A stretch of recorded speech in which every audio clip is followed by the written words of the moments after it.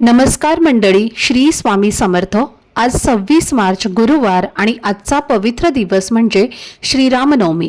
तुम्हा सगळ्यांना रामनवमीच्या मनापासून शुभेच्छा। रामनवमी हा आपल्या हिंदू धर्मातील खूप महत्त्वाचा दिवस मानला जातो। चैत्र महिन्याच्या नवमी तिथीला हा उत्सव साजरा केला जातो। शास्त्रानुसार याच दिवशी भगवान श्रीरामांचा जन्म झाला होता, म्हणून आपण हा दिवस राम जन्मोत्सव म्हणून आनंदाने साजरा करतो। प्रभू श्रीराम हे अत्यंत पवित्र आणि आदर्श देव मानले जातात। ते भगवान विष्णूंचे 7वे अवतार होते।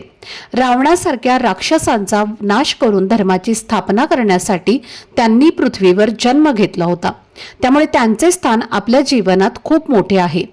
या दिवशी वातावरणात सकारात्मक ऊर्जा जास्त प्रमाणात असते, म्हणून अनेक जण या दिवशी पूजा करतात आणि छोटे छोटे उपाय देखील करतात। आज रामनवमीच्या संध्याकाळी तुम्हाला एक सोपा उपाय करायचा आहे। फक्त कापुरासोबत एक विशिष्ट वस्तू जाळायची आहे। हा उपाय खूप प्रभावी मानला जातो, त्यामुळे घरातील नकारात्मकता कमी होते, घरात सुख, शांती आणि समृद्धी वाढते आणि कुटुंबाची प्रगती होण्यास मदत होते।